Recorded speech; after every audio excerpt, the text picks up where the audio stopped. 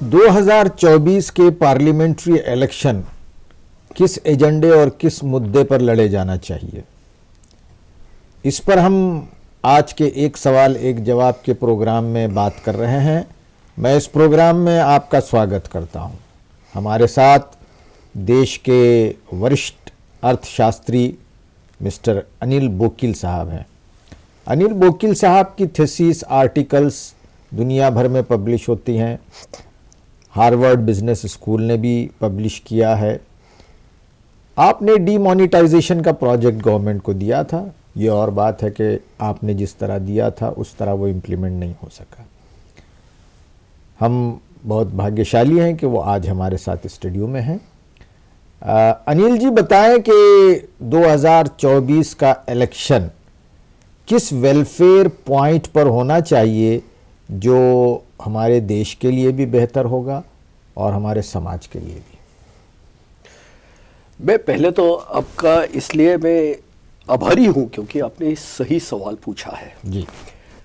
दुनिया में अभी जो पॉलिटिक्स चल रहा है वो इमोशन के बेसिस पे आ रहा है। सही। इसमें नेशनैलिटी यानी देश के प्रति क्या बात होती है जी, वो उभर के आ रहा है। कहीं भी जाओ, अमेरिका, यूरोप, चाइना, वहाँ नेशनैलिटी का स्पिरिट अभी इतना हाई हो रहा है कि वो शायद ह्यूमैनिटी को वो डिप्रेस कर रहा है। अच्छा, नेशनलिज्म बढ़ रहा है, ह्यूमैनिज्म खत्म हो रहा है। ह्यूमैनिज्म हम ये चाहते हैं कि नेशनैलिटी मैच्योर होने के बाद वो ह्यूमैनिज्म में कन्वर्ट हो जाए। वंडरफुल। यानी ह्यूमैनिज्म पे ये 2024 का इलेक्शन होना चाहिए। यानी नेशनैलिटी ऐसी हो कि वो ह्यूमैनिटी की तरफ कन्वर्ट हो जाए, वो मैच्योरिटी के बाद उधर जाए। करेक्ट। ना कि एनिमिटी में जाए, ना तो फ्रेगमेंटेशन में जाए। उससे भी, क्योंकि उसके बाद में जो है तो हम एक मानवता की ओर जाना चाहिए। बेशक, बहुत सही है। यहाँ तो हम जात पात, धर्म, टुकड़े, ये मंदिर मस्जिद के इशू कहाँ जा रहे हैं? आने वाली जनरेशन का भविष्य हम क्या रख रहे हैं? सही है। हमें लगता है कि 2024 का इलेक्शन जो होगा वो ह्यूमैनिटी पे लड़ना चाहिए। वंडरफुल। और ये तभी आएगा कि नेशनैलिटी के प्रोग्राम से बड़े ह्यूमैनिटी के प्रैक्टिकल प्रोग्राम जब सामने आएंगे। अच्छा। प्रैक्टिकल होने चाहिए वो प्रोग्राम। प्रैक्टिकल बिंदु 1 2 3 बताएं। वो प्रपोजल के फॉर्म में, वो सिर्फ कॉन्सेप्ट या वाइल्ड आइडिया के फॉर्म में नहीं चलेंगे। कोई तो फ्री सोच है और मैं ऐसा बोल रहा हूँ, उससे नहीं होने वाला। ये इम्प्लीमेंट होने जैसे वो प्रोग्राम होने चाहिए। ठीक है। जो हमारे देश के कॉन्स्टिट्यूशन में पूरी तरह से बैठनी चाहिए, हमारे फिलोसॉफिकल वैल्यू में होनी चाहिए, हमारी फाइनेंशियल जो फ्रेमवर्क है उसमें वो बैठने चाहिए। और उसमें 135 करोड़ में एक का भी नुकसान नहीं होना चाहिए। एक का भी नुकसान नहीं चलेगा। ये मेरा भाई होगा ना, जो भी किसी का भी नुकसान होगा। वैसे तो हमें बात अभी 780 करोड़ की करनी है क्योंकि वसुधैव कुटुंबकम के सिवा अभी कोई रास्ता ही नहीं है। टेक्नोलॉजी इतनी स्प्रेड हो गई है कि हमारे बच्चे आज अमेरिका के यूथ के साथ बात कर रहे हैं। मुझे मालूम नहीं है कि मेरी बहू या मेरा जमाई कौन से देश से आने वाला है। बिल्कुल। वो यूरोप का है, वो चाइना का है, कोरिया। हमारे बच्चे दुनिया में जा रहे हैं, दुनिया के बच्चे। और ये दुनिया के आपके सामने बैठकर कहाँ बात कर रहा है वो भी पता नहीं चल रहा। और ये युवा बच्चे की उनकी दुनिया इतनी बड़ी हो गई है कि हम उसके सामने बहुत छोटे हो गए। ये टैलेंट के सामने अगर हमारी मैच्योरिटी सही लगती है तो हमें एक राइट मैच्योर फिलोसॉफिकल व्यू देना चाहिए। अच्छा, तो क्या होगा सब वो एजेंडा? तो वसुधैव कुटुंबकम, हम जो बोल रहे हैं ये वरिष्ठ नागरिक राष्ट्रीय संपदा का जो हमने बताया। हाँ। और वो जो उसमें बॉर्डरलेस वर्ल्ड की जो बात कर रहे हैं हम जी, जो 60 साल की उम्र के बाद जिनका क्रिमिनल रिकॉर्ड क्लीन रहेगा जी, अगर उन्होंने 60 साल तक कोई क्राइम किया नहीं, जब उनकी क्षमता थी, फिजिकल एबिलिटी थी, तभी किया नहीं उनकी, इसका मतलब उनकी सोच ही नहीं है क्रिमिनल। तो 60 साल के बाद में वो क्या क्राइम कर सकते हैं? क्या कर सकते हैं? नहीं, आप तो ये इंटरनेशनल बात कर रहे हैं, इसका इंटरनेशनल पूरा डोमेन होगा। देश में किस एजेंडे पर हम बात करें 2024 के लिए?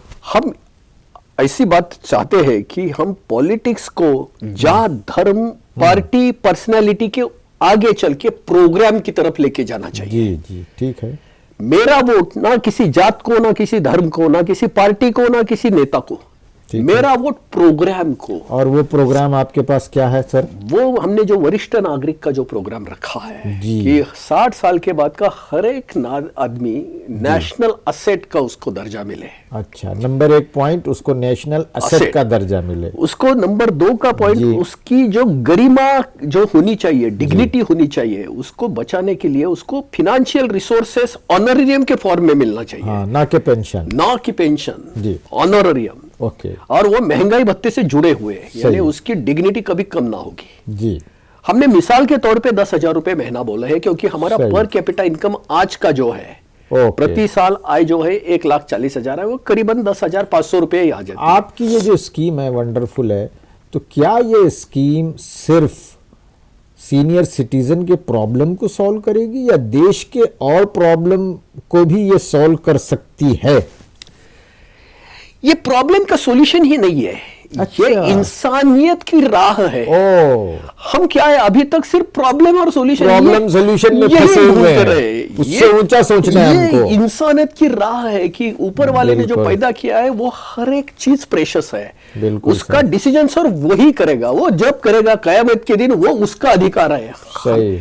हमें हर एक की ग्रेसफुल इवनिंग जो है वो समाज ने अश्योर करनी है। बिल्कुल। हर एक चीज सवाल और जवाब नहीं होती है। बिल्कुल। इंसानियत के रास्ते अलग है, वो सवाल जवाब के यहाँ कहाँ आ जाते हैं। बिल्कुल बिल्कुल। हमें देखो, किस घर में पैदा होना तो ये हमारे हाथ में था ही नहीं, वो तो ऊपर वाले के हाथ में था। सही है। लेकिन ग्रेसफुल इवनिंग सबको देना ये गवर्नेंस के हाथ में है। ओके, तो अच्छी सिस्टम अगर दे सकते हैं, हम ऐसी अच्छी सिस्टम दे सकते हैं जिसपे हर एक का assured income, assured dignified graceful evening. Okay okay fine. अच्छा, ये जो ऑनरेरियम आप दे रहे हैं, इसको जनता के मैनिफेस्टो में भी रख सकती है और पॉलिटिशियन से बात कर सकती है और उनके सामने इसको लाना चाहिए। ना सिर्फ उन्होंने सीधा डिमांड रखनी चाहिए, निगोशिएट, मेरा ही वोट आपको चाहिए तो ये प्रोग्राम आपने लेना चाहिए। आपकी संस्था ऐसा कोई कार्य करने जा रही है, प्रोग्राम रखी है जो ये डिमांड आप पॉलिटिशियन या पॉलिटिकल पार्टीज के सामने रखेंगे? आपको मैं थोड़ा सा एग्जांपल के तौर पे बोलता हूँ। ये कोविड में हम क्या थे, हम सब अपने अपने घरों में बंद पड़े थे। सही सही। वैसे मैं महाराष्ट्र के एक छोटे से जिले से आया हूँ, लातूर जिला नाम है जी। हमारे जो पूरे ये जो जीवन अभियान के गौरव के जो ये मिशन है जी, उसके जो नेशनल कन्वीनर है विजय दबड़गांवकर सर। अच्छा। उन्होंने क्या किया, उन्होंने एक स्कीम हमारे लातूर जिले में चलाई। ओके। वो सिर्फ लातूर जिले की मैं बात कर रहा हूँ। अच्छा।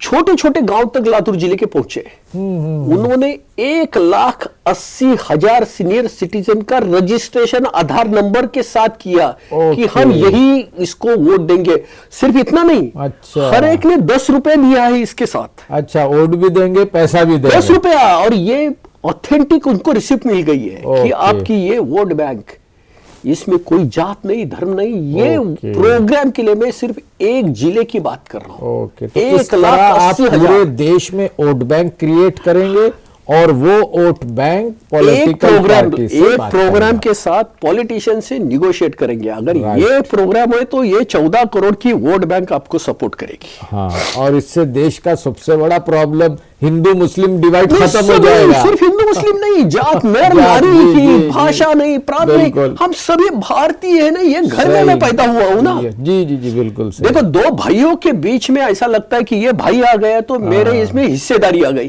सही है। लेकिन बाप को तो दोनों ही औलाद है ना। बिल्कुल। तो देश के लिए तो दोनों बेटे है ना। हाँ, गवर्नमेंट बाप है ना। जी जी जी, तो ठीक है। दो भाइयों में झगड़े होते हैं, लेकिन बाप और बेटे में झगड़े कैसे हो सकते हैं? हो सकते। बाप के लिए तो दोनों औलाद है ना। बिल्कुल सही।